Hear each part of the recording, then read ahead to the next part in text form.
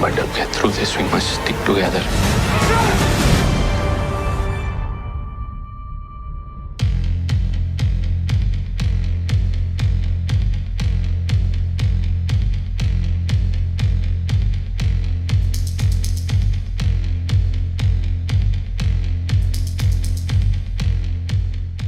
I'll just start off by saying, because obviously these events, there were so many cameras on the street as it was unfolding that I almost felt like I was living it at that time. Was it important to you at all to go back and look at that footage, or just go with what was based on being laid out for you? I definitely watched footage. I did as much research as I could, notes that Anthony had compiled for us through his extensive research, the documentary Surviving Mumbai, YouTube clips, what have you. I definitely delved into it, but Anupam was there, so I'll let him. I live in Mumbai, Yeah. and I was there when this whole thing happened. So there was no need for me to sort of look into footage, except that Anthony wanted us to portray it in a certain manner. I knew the people who were affected by it. I had gone to the hospital to work for the people who were injured in the attack, and it went on, and also 72 hours of live coverage. I'm sure the other channels must have shown over here for 10 minutes, but we were watching it for 72 hours non-stop. People getting out of it, people dying. Our security chief died, our ATS chief died.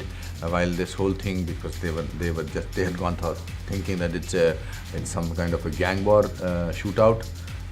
You never really believe in the first go that somebody can actually go to this hotel, and then people usually, I would like to believe that they believe in goodness, and the survival instinct of people makes you think differently about it.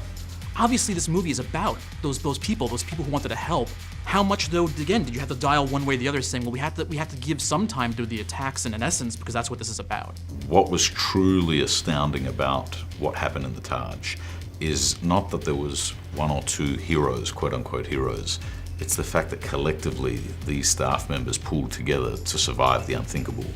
And many had the opportunity to escape. They chose not to. They chose to remain to protect their guests. They chose to remain to protect one another.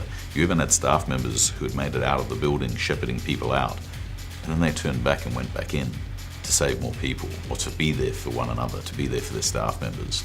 And that was the whole point of making the film, because that's what's so extraordinary. A lot of films about terror attacks, by virtue of what happens, in the attacks, they're sudden, it's a bomb blast, it's a shooting spree, and then it's over. But because of the dynamics of what went on in Mumbai over that weekend, you had 68 hours in which people had to get through. So.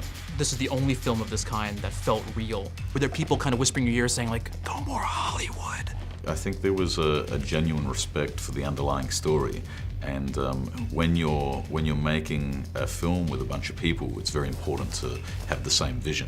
And I think pretty much across the entire team, we knew the gravity of what this story entailed.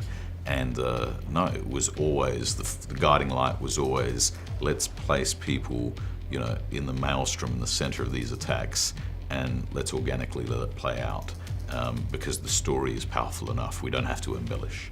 What about the importance of teaching other things that are kind of layered under there? Is that important to you, kind of joining a film like this as well? I love finding projects that conscientize and raise awareness and instill hope. So for me, yes, I love education. I love informing people of things. And ignorance is at the root of racism and so much that we see today that's wrong in the world. So it's important for us not to treat the other as the enemy, It depends on individual. You want to stop living, you can be careful. You don't want to get out of the house because a car may hit you. You don't want to send your child to school because let's educate him. There is no end to that, being careful. If it's this, you might as well live. And it's important that this film talks about heroes which don't look like heroes, but there are heroes in his life. It also talks about trusting unknown people, strangers. You can, because you don't have to be in a situation like this to discover that.